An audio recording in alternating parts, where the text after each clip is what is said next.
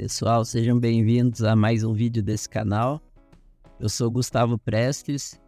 Hoje eu vou tratar com vocês aqui sobre o tema propriedades periódicas e bora começar a nossa aula de hoje. Então, partindo aqui do tema da nossa aula anterior, a gente estava falando aqui sobre o diagrama de Linus Pauling. Caso você tenha interesse nesse assunto, vou deixar o card aqui para você clicar no link.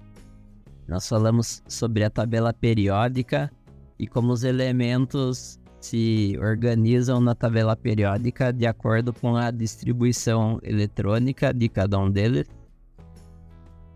E hoje então nós vamos falar sobre as propriedades dos elementos químicos. Essas propriedades que são chamadas propriedades periódicas, elas variam de forma previsível ao longo da tabela periódica. Isso tem relação com a estrutura dos átomos e a organização dos elétrons. E hoje nós vamos falar sobre esses tópicos aqui, pessoal. Raio atômico, volume atômico, energia de ionização, eletronegatividade, eletropositividade e afinidade eletrônica. Falando primeiro sobre o conceito de raio atômico, ele é a distância média entre o núcleo de um átomo e a camada mais externa de elétrons.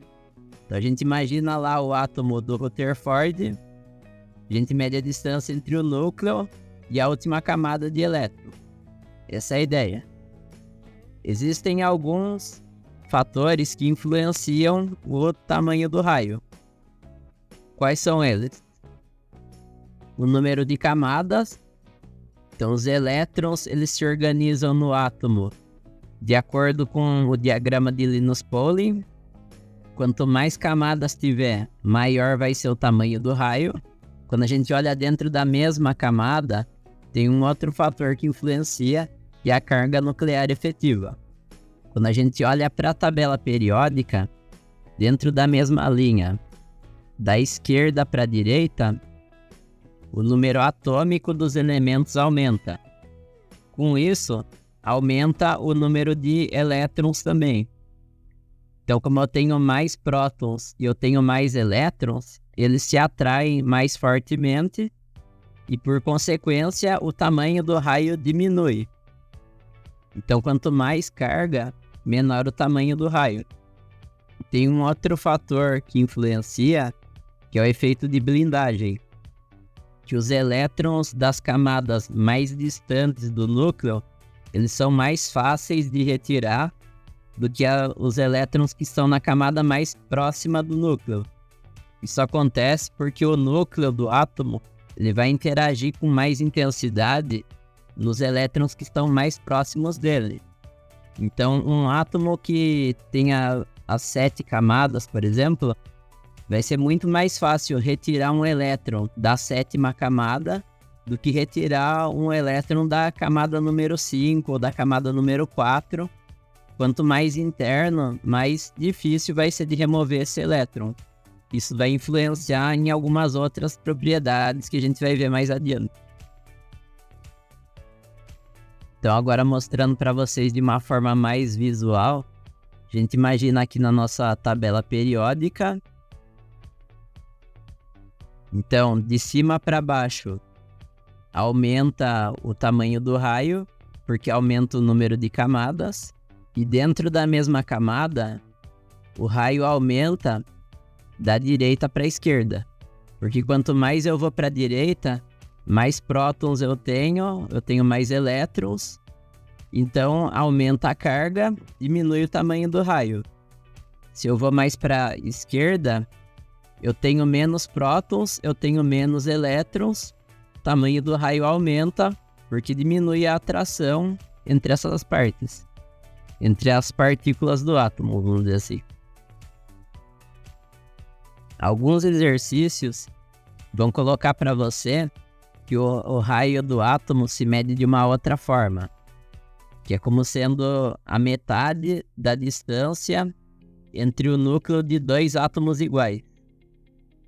Então, como o elétron ele é uma partícula pequena e difícil de medir, se coloca essa outra forma de se calcular o raio do átomo, que é você pegar a distância entre os núcleos e dividir por 2.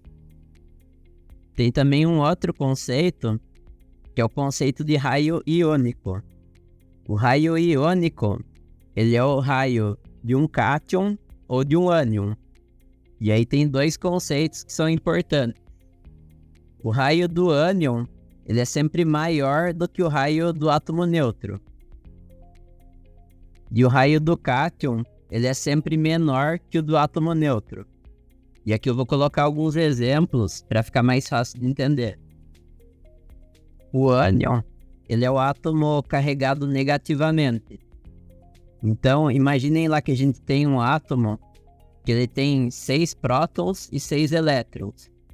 Se por algum motivo ele ganhou mais um elétron, eu tenho os mesmos 6 prótons que agora eles estão atraindo 7 elétrons.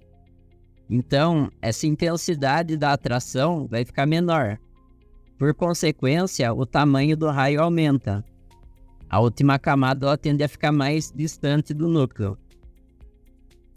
Por outro lado, a gente tem o cátion, que é o átomo carregado positivamente, ou seja, ele perdeu um elétron. Então a gente imagina lá o nosso núcleo, um átomo que tenha 5 prótons e 5 elétrons. Se por algum motivo ele perdeu um elétron, eu vou ter os mesmos 5 prótons, que agora eles vão estar atraindo 4 elétrons. Então, eles vão ficar mais próximos do núcleo, porque a intensidade dessa atração vai ser maior. A partir de agora, eu vou começar a falar para vocês das outras propriedades periódicas, e vocês vão ver que todas elas se relacionam com o raio. E vou mostrar aqui como que cada uma delas varia na tabela periódica. A primeira delas aqui é o volume atômico, que é o espaço ocupado pelo átomo. Para um efeito de simplificação, a gente imagina o átomo como se ele fosse uma esfera. Então, o volume dessa esfera ele é proporcional ao tamanho do raio.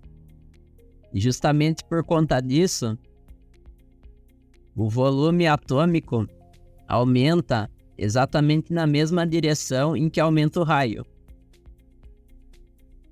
Então, o volume aumenta de cima para baixo e da direita para a esquerda.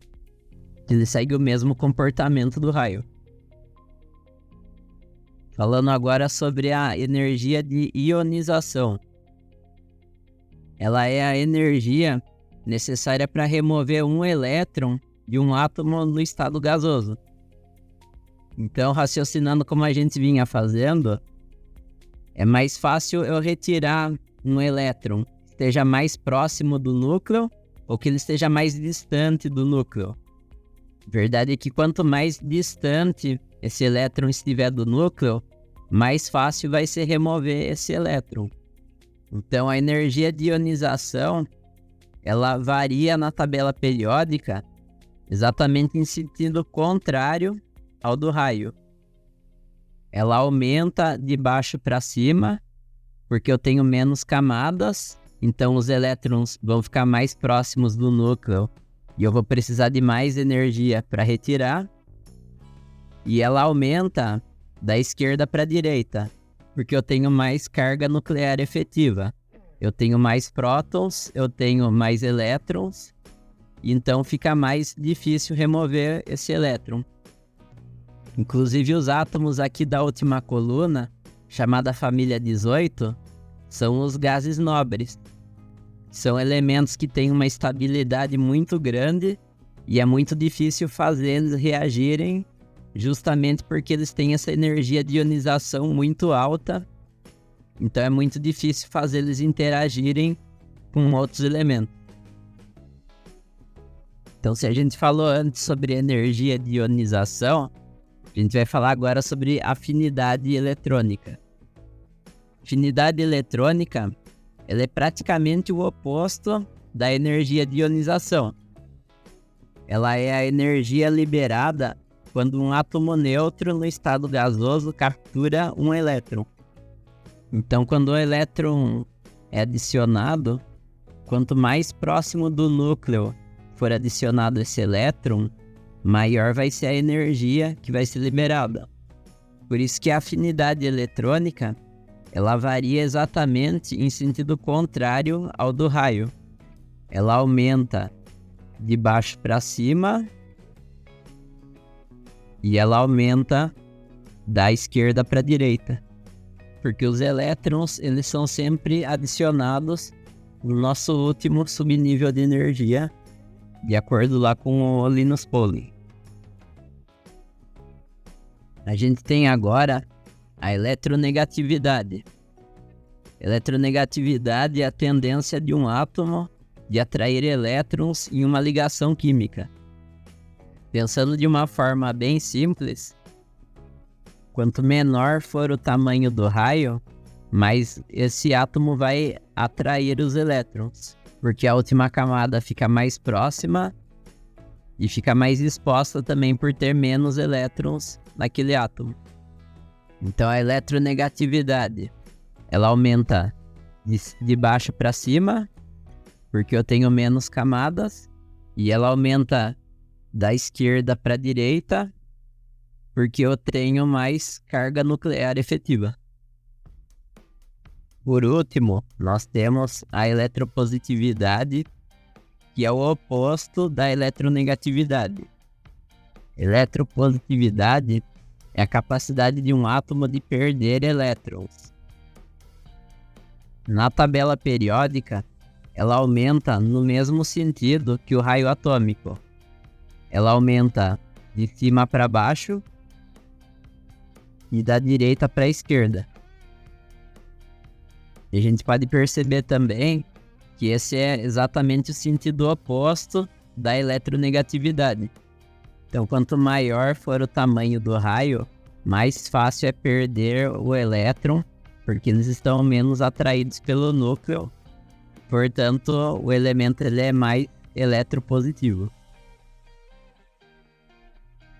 Iniciando agora a nossa resolução de exercícios, o pessoal que já assistiu o canal aqui já sabe como funciona. Eu vou colocar as questões aqui, aí eu vou aguardar alguns segundos para vocês pausarem o vídeo, tentarem fazer, e logo em seguida eu já começo a resolver os exercícios para você ver se acertou. Então vou aguardar um minutinho aqui, peço para você tentar fazer esse exercício, e aí a gente já vai para a resolução. E aí, já fez? Então vou começar aqui a resolver. Então o exercício fala 2 ou mais íons, ou então um átomo e um íon que apresentam o mesmo número de elétrons, denominam-se espécies isoeletrônicas. Comparando-se às espécies isoeletrônicas F-, Na+, Mg2+, e a L3+, conclui-se que, e aí ele tem algumas alternativas. As alternativas que ele coloca são todas comparando o tamanho do raio de cada um desses íons. Então a primeira coisa para responder esse exercício é a gente tentar colocar em ordem qual o tamanho do raio de cada um deles. Como ele já está falando aqui que são espécies isoeletrônicas, a gente sabe que todos esses íons eles vão ter o mesmo número de elétrons, só que eles vieram de elementos químicos diferentes. Então, a primeira coisa que a gente vai olhar é a diferença de carga que tem entre o núcleo e a eletrosfera. No caso aqui do alumínio, ele perdeu 3 elétrons e ele tem uma carga 3+. Então, ele vai ser o menor raio. Depois vem o magnésio, tem carga 2+. Ele vai ser o segundo menor raio. Depois vem o sódio, que tem carga 1+. Então, ele vai vir depois, vai ser um pouco maior o raio. E por último vem o flúor, o F- no caso, porque ele é um ânion, no caso ele tem um elétron a mais, então o tamanho do raio vai ser maior nesse caso. E aí é importante lembrar aquela regra que o raio do cátion ele sempre vai ser menor e o raio do ânion sempre vai ser maior. E aí o resto depende da carga. Uma carga 3+, vai atrair mais do que uma carga 2+, por exemplo. A gente vai para as alternativas. A espécie Mg2+, apresenta o menor raio iônico? Não, ela apresenta o segundo menor. A espécie Na+, apresenta o menor raio iônico? A B também é falsa porque também não é o menor. A gente olha a C. A espécie F- apresenta o maior raio iônico? Aí essa sim está correta. A gente já colocou em ordem aqui. A D, ela fala a espécie Al3+, apresenta maior raio iônico? Também não. A L3+ é o menor. A espécie Na+, apresenta maior raio iônico? Também não. Então, a E também é falsa. A gente que é verdadeira, então, é a alternativa C. Essa é a nossa resposta. Exercício 2, pessoal. Vou aguardar um pouquinho. Já vou começar aqui. Então, esse exercício ele fala o seguinte. Observe as equações a seguir. Então, eu tenho aqui um átomo, a espécie A, mais energia. Eu tenho depois A+, e um elétron. E eu tenho na equação 2 o B mais um elétron vai virar B- e mais energia. As propriedades periódicas relacionadas respectivamente com essas equações são... E ele dá algumas alternativas aqui. Então a gente viu na aula de hoje. Como é que se chama quando um átomo recebe energia para ele perder um elétron? A gente chama isso de energia de ionização. E o contrário, como que é? Quando ele ganha um elétron e ele libera energia. A isso a gente chama de afinidade eletrônica. Então, a nossa resposta correta é a alternativa B. Exercício 3. Vou deixar ele na tela aqui um pouquinho. E aí logo já vou começar. Comparando-se os átomos dos elementos químicos N, P e K, presentes no fertilizante NPK, pode-se afirmar. E ele deixa algumas alternativas aqui, falando de energia de ionização e do raio atômico desses 3 elementos. Caso você não esteja acostumado com esse tipo de exercício, é interessante que você tenha uma tabela periódica perto de você, para você conseguir responder esse tipo de questão. Alguns vestibulares eles até colocam a tabela periódica ali para vocês, mas em alguns casos vocês vão ter que memorizar, não a tabela inteira, mas pelo menos alguns elementos ou alguns dos que são mais cobrados, vamos dizer assim. A gente vai testar as afirmações agora. O raio atômico do nitrogênio é maior que o do fósforo. E essa afirmação é falsa, porque o nitrogênio está no segundo período da tabela periódica e o fósforo está no terceiro. Então o raio do nitrogênio é menor que o do fósforo. Na afirmativa B, ele fala: o elemento P possui energia de ionização menor que o elemento K. E ela também é falsa, porque o fósforo está no terceiro período e o potássio está no quarto período. Então eu preciso de mais energia para ionizar o fósforo do que o potássio, porque o raio do fósforo é menor. Alternativa C, ele fala: o potássio possui maior raio atômico. E essa é verdadeira. Se a gente for colocar em ordem de raio atômico, o potássio está no quarto período, o fósforo está no terceiro e o nitrogênio está no segundo. Então, quem tem o maior raio é o potássio. E a D fala, o nitrogênio apresenta menor energia de ionização. E essa também é falsa. O nitrogênio está no segundo período, o fósforo está no terceiro e o potássio no quarto. Então a energia de ionização do nitrogênio é maior porque o raio dele é menor. A gente fica então com a alternativa C, que é a nossa resposta. Último exercício, vou deixar ele na tela um pouquinho e já vou começar.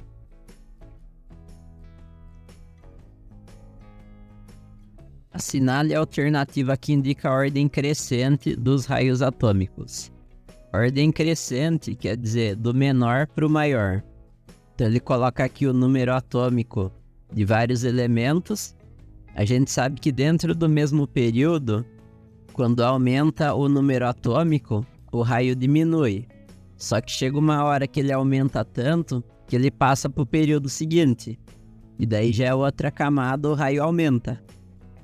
A primeira alternativa, a gente sabe que não é. Porque ele coloca um número atômico muito grande e ele vai diminuindo. Só que como essa variação está sendo grande, ele está mudando o número de camadas. Então não é difícil a gente saber que o 55 ele está numa camada maior do que o 19, o 11 e o 3. Só que como ele quer do menor para o maior, então a A não serve. Se a gente for para a alternativa B, a gente repara nessa parte aqui. Ele coloca o raio do césio como sendo menor do que o raio do lítio. O raio do césio, não é difícil a gente saber que ele está várias camadas acima do raio do lítio. Até pelo número atômico dele. Então, a gente sabe que essa alternativa também não serve. Na C, ele coloca o rubídio como tendo um raio um raio menor do que o raio do sódio. Também está errado. Se a gente memorizar o diagrama de Linus Pauling, a gente vai perceber que já é uma outra camada. Depois ele coloca o raio do césio como sendo menor que o raio do lítio de novo. E, enfim, aqui tem vários exemplos aqui que ele coloca fora de ordem o raio. Então nenhuma dessas aqui serve. A D. Ele coloca o raio do césio menor que o do sódio. Também está errado a D. Então aqui fica em ordem crescente, só pode ser a E, que é a nossa resposta. Pessoal, obrigado você que acompanhou esse vídeo até o final. Fico muito grato pela atenção de vocês. Se esse conteúdo foi útil para você, eu peço que você se inscreva no canal para você não perder as próximas aulas. E deixe um like no vídeo. Caso tenha ficado alguma dúvida, vocês podem estar deixando nos comentários. Se você tiver interesse em ter aulas particulares, você pode estar clicando no link que eu deixo na descrição do vídeo. São aulas online para qualquer lugar que você esteja, com um preço bem acessível. Por hoje é isso, eu vejo vocês no próximo vídeo.